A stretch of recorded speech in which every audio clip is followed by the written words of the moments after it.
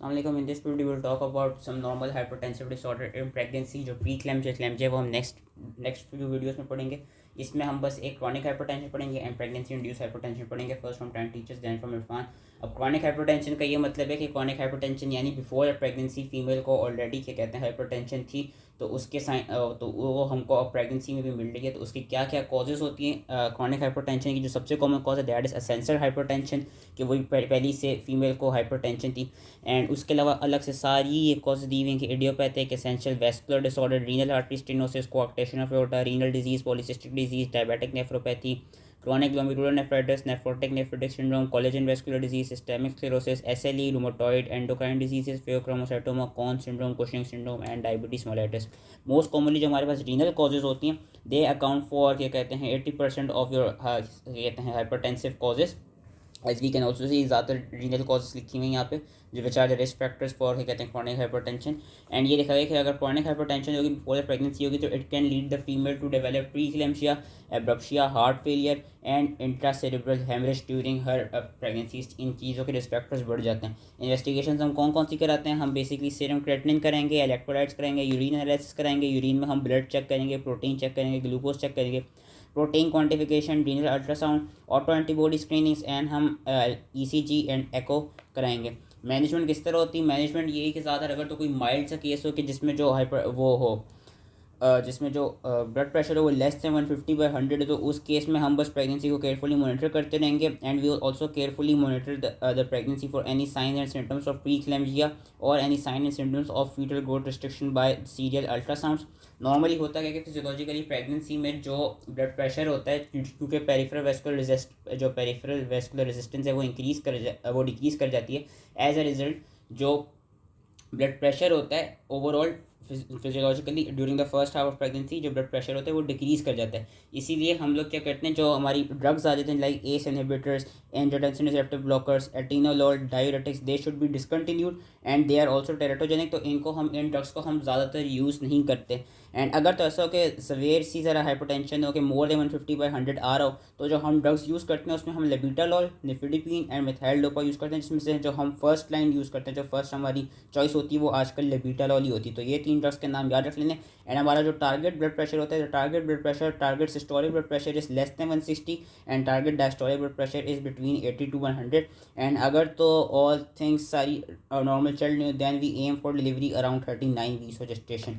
And what are the risk factors for developing super impose pre eclampsia, कि वो female जिसको already कहते हैं क्रॉनिक हाइपरटेंशन है, तो उसमें क्या क्या ऐसे रिस्क फैक्टर्स हैं which can lead to her developing pre eclampsia during her pregnancy. उसमें हमारे पास रीनल डिजीज आ जाता है risk factor, maternal age more than 40, pre existing diabetes, multiple pregnancy, connective tissue disease, coarctation of aorta, blood pressure of more than 160/100 in early pregnancy, pre pregnancy BMI of more than 35 and previous pre eclampsia अगर हुआ हो तो it can lead to super impose pre eclampsia in the current pregnancy. अब हम इरफान से कर लेते हैं। सो नॉर्मली जो हाइपरटेंसिव डिजीज़ होती हैं प्रेगनेंसी में, उसमें वो क्रॉनिक के पहले से ही ऑलरेडी एग्जिस्टिंग हाइपरटेंशन आ जाए, प्रेगनेंसी इंड्यूस हाइपरटेंशन जो हम ये दो इस वीडियो में कर रहे हैं, pre eclampsia, eclampsia and HELLP syndrome हम नेक्स्ट फ्यू वीडियोस में पढ़ेंगे।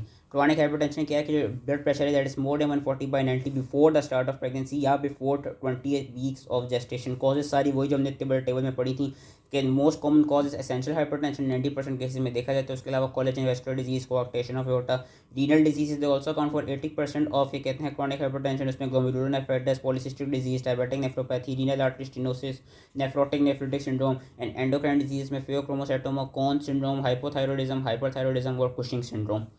मैटरनल रिस्क फैक्टर्स क्या क्या हैं एंड के क्रॉनिक हाइपरटेंशन की जैसे क्या रिस्क फैक्टर्स हो सकते हैं कि she can develop pre eclampsia, placenta abruption, heart failure and intracerebral haemorrhage.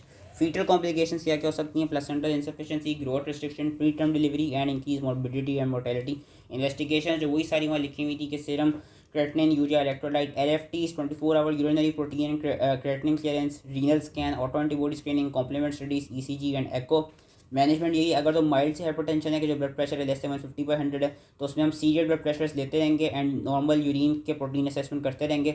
And normally ये होता है कि प्रेगनेंसी में फिजियोलॉजिक रिडक्शन हो जाती है प्रेगनेंसी में ब्लड प्रेशर की, क्योंकि पेरिफेरल वैस्कुलर रेजिस्टेंस जो है वो डिक्रीज हुई होती है। तो एज ए रिजल्ट जो फर्स्ट हाफ होता है, फर्स्ट हाफ होता है प्रेगनेंसी में, अगर तो वो एंटी हाइपरटेंसिस को ले भी रही हो तो हम ये वाली एंटी हाइपरटेंसिस को कॉन्ट्राइंडिकेट करते हैं बिकॉज ये टेरेटोजेनिक, जिसमें एस इनहिबिटर, एटिनोलोल, डायोरेटिक्स और एंजियोटेंसिन रिसेप्टर ब्लॉकर्स आ जाते हैं। अगर तो सिवियर हाइपरटेंशन हो कि मोर देन 150/100 चल रही है, तो हमारा गोल ये होता है कि हमने सिस्टोलिक को लेस देन 160 और डायस्टोलिक को बिटवीन 80 to 100 रखना है। एजेंट्स में हमने labetalol which is the first drug of choice, उसके अलावा मिथाइल डोपा और निफिडिपिन।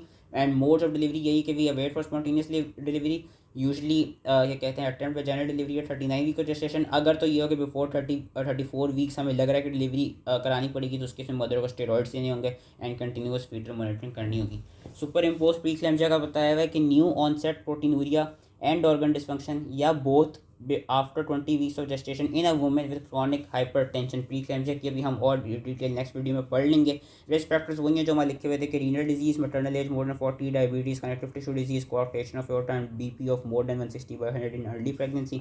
डायग्नोसिस किस तरह होती है कि ऑलरेडी इस्टेब्लिश्ड क्रॉनिक हाइपरटेंशन हो along with any of the following, के हमारे पास डॉक्यूमेंटेड राइजिंग ब्लड प्रेशर हो, वर्सनिंग प्रोटीनूरिया और एलिवेटेड लिवर एंजाइम्स हो, pulmonary oedema, oliguria and evidence of maternal jeopardy, जिसमें headache, epigastric pain, visual changes and thrombocytopenia. ये जो 4 चीज़ें होती हैं हमको और इन डिटेल प्रीक्लैम्सिया में मिल रही होती हैं। मैनेजमेंट क्या है कि एग्रेसिव प्रॉम्प्ट डिलीवरीज इंडिकेटेड, जो हम अभी पढ़ेंगे। प्रीक्लैम्सिया की जो डेफिनेटिव एक ट्रीटमेंट है वो यही है कि हम डिलीवरी कराएं।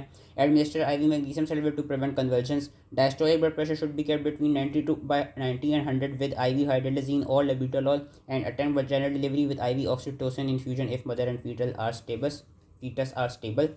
प्रेगनेंसी इंड्यूस हाइपरटेंशन क्या होती है? जिस तरह हमने जेस्टेशनल डायबिटीज़ पढ़ी थी कि new onset of diabetes in pregnancy, उस तरह प्रेगनेंसी इंड्यूस हाइपरटेंशन या gestational hypertension is hypertension arising for the first time in the second half of pregnancy and in the absence of proteinuria. ये चीज़ याद रखनी होगी।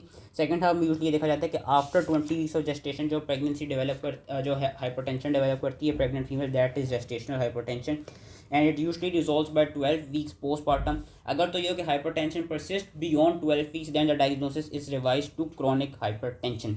डायग्नोसिस यही है कि कोई सिम्टम्स नहीं मिलेंगे प्रीक्लैम्सिया के, लेबोरेटरी टेस्ट भी अनरिमार्केबल होंगे, प्रोटीनूरिया एब्सेंट होगा, sustained elevation of BP more than 140/90 without any proteinuria and क्या कहते हैं rapid return to baseline on repeated measurements. Management यही कि हम कंजर्वेटिवली मैनेज करते हैं, आउट पेशेंट बेसिस पे क्लोज ऑब्जर्वेशन कराते रहते हैं, अप्रोप्रिएट लेबोरेटरी टेस्टिंग कराते हैं and delivery should be in the time of EDD. So that was all related to your early hypertensive disorders relating to pregnancy. In next video we will be doing preeclampsia in detail, जो कि यहाँ से start किया हुआ है and we will also भी देखता हूँ अगर इक्लैम्सिया, वरना हम नेक्स्ट वीडियो में प्रीक्लैम्सिया पढ़ेंगे एंड उसके बाद वाली में हम इक्लैम्सिया एंड हेल्प सिंड्रोम पढ़ेंगे। So that was all. I hope इसी समझ में आ गया हो। एंड जिस तरह डायबिटीज़ में हमने पढ़ा था कि अगर तो जेस्टेशनल डायबिटीज़ आफ्टर 6 वीक्स भी परसिस्ट करती रहे तो it can be termed as type 2 diabetes, उसी तरह हाइपरटेंशन में भी है कि अगर hypertension gestational hypertension beyond 12 weeks persist करती रहे so it is diagnosed as chronic hypertension. तो आई होप इसी समझ में आ गया हो एंड थैंक यू।